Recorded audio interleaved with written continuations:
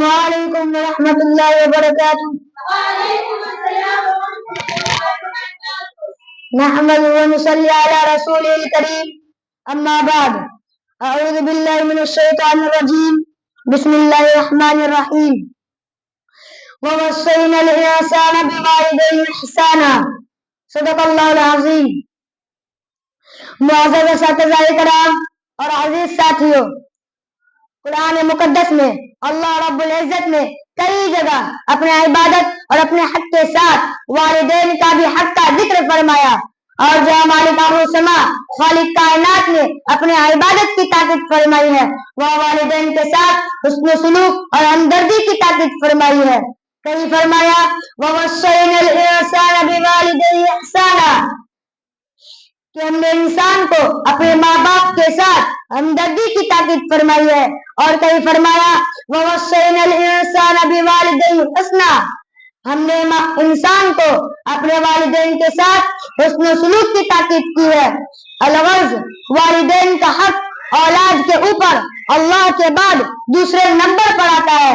اس لیے اللہ تبارک و تعالی موجود حقیقی ہے، اور عالم اسباب میں والدین اپنے اولاد کے وجود کا سبب ظاہری ہے.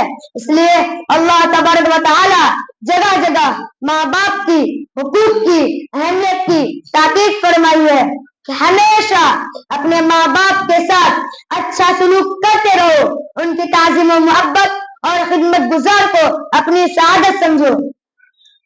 جناب محمد رسول اللہ صلی اللہ علیہ وسلم ایک حدیث میں ارشاد فرماتے ہیں، ایک صحابی نوجوان بہت زیادہ عبادت گزار تھے، نماز، روزہ، صدقہ، خیرات اور بھلائی کے کاموں میں سب سے آگے رہتے تھے، لیکن گھر میں ان کی بیوی اور ماں کے درمیان اختلاف اور انبن رہتی تھی. وہ بیوی کے بات میں آ کر ماں کے اوپر بیوی کی بات کو ترجیح دیتے تھے، جس کے نتیجے ماں ان سے بہت زیادہ خفا رہتی تھی.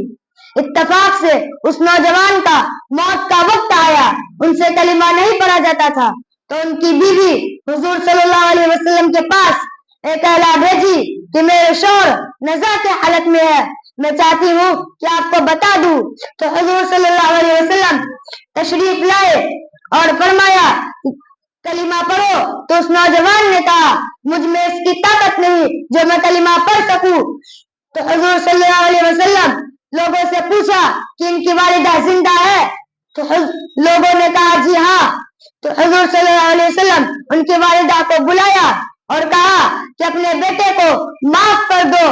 تو والدہ نے جواباً کہا میں انہیں معاف نہیں کروں گی، انہوں نے میرا بہت زیادہ دل دکھایا ہے.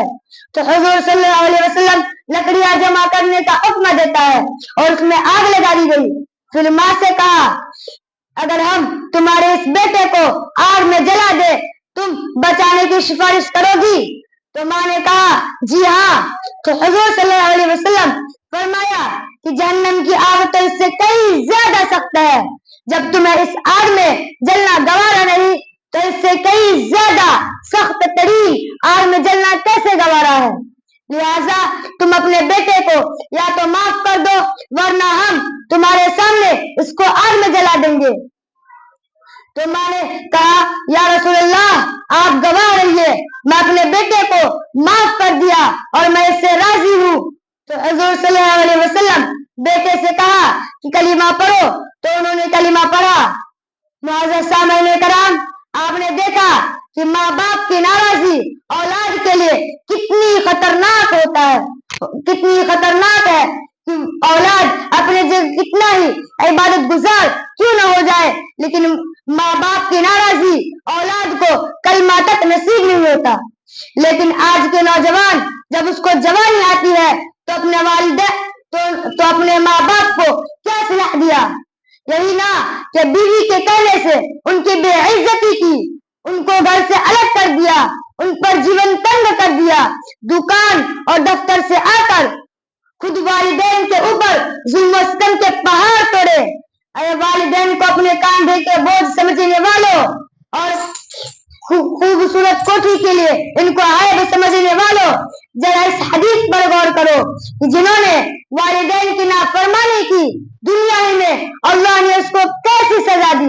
اس لیے عزم کرو انشاءاللہ والدین کی خدمت ہر حال میں کرنی ہے.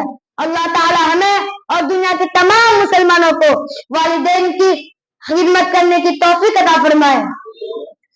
اب میں انہیں چند باتوں میں اپنی تقریر ختم کرتا ہوں. وما علینا الا البلاغ. السلام علیکم ورحمۃ اللہ وبرکاتہ.